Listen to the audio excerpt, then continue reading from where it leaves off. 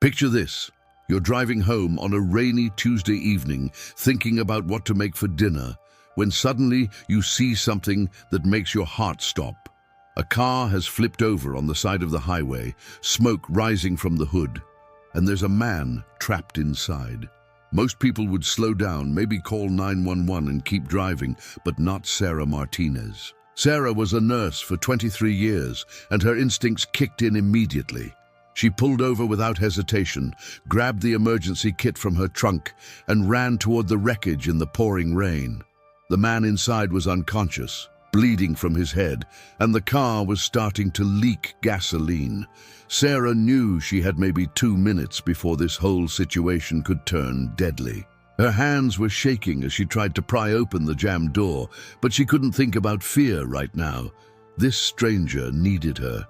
With strength she didn't know she had, Sarah managed to force the door open just enough to reach inside.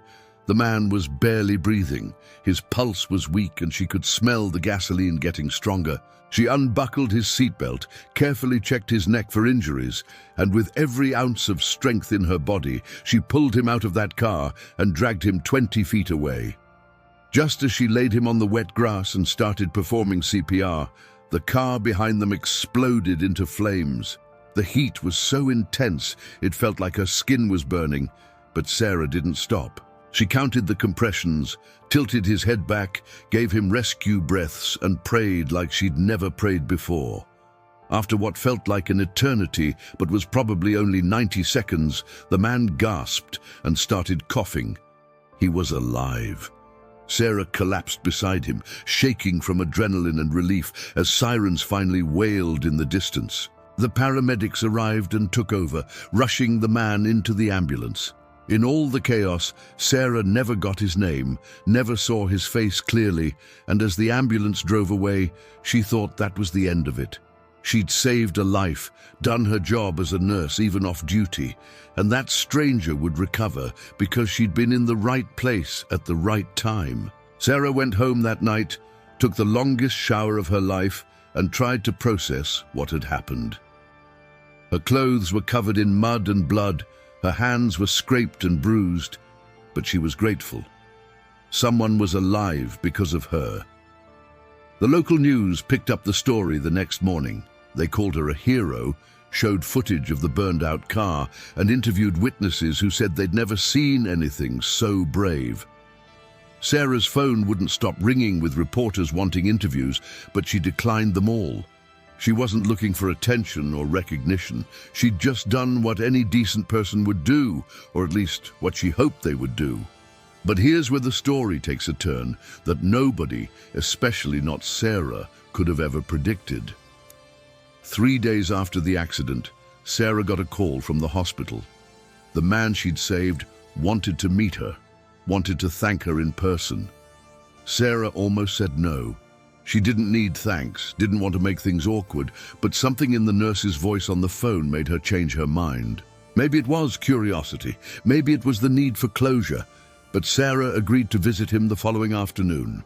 Sarah walked into that hospital room with a bouquet of flowers and a nervous smile, expecting a simple thank you and maybe a handshake.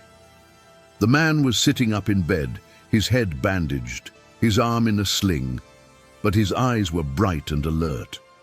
When he saw her, his face went pale, and he whispered one word that made Sarah's entire world tilt on its axis. He said, "Mom." At first, Sarah thought she'd misheard him. She laughed awkwardly and was about to correct him when she really looked at his face. The shape of his eyes, the curve of his jaw, that small birthmark near his left ear. Her legs nearly gave out. This wasn't possible.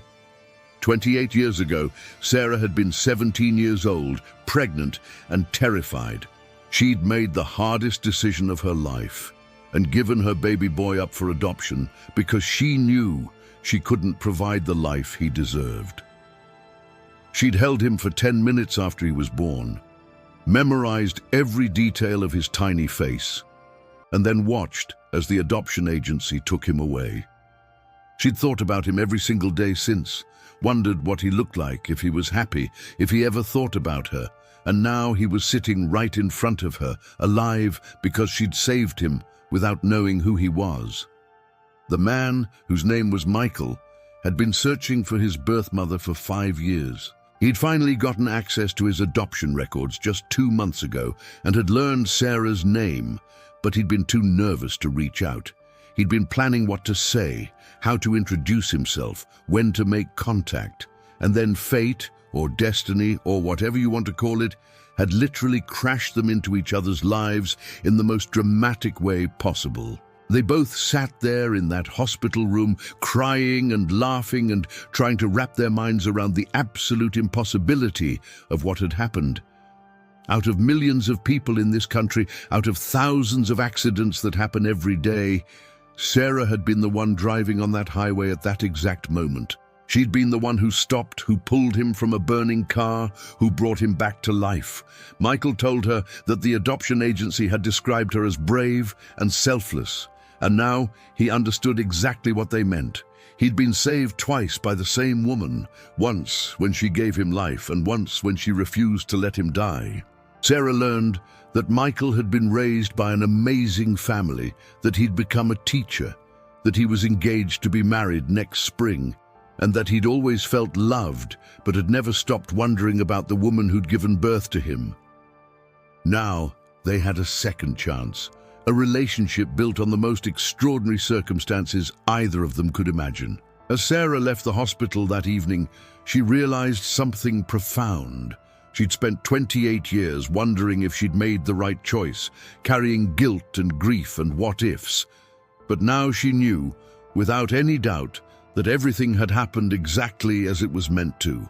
She'd given Michael life twice, and in return, he'd given her peace, closure, and a future she'd never dared to hope for. So if this story moved you, if it made you believe in destiny or second chances, or the power of being in the right place at the right time, do me a favor.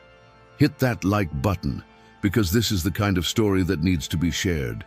Subscribe to this channel because I bring you real stories about real people that will restore your faith in humanity. And drop a comment telling me what you think. Do you believe this was fate, coincidence, or something else entirely? Have you ever experienced something that seemed too impossible to be random?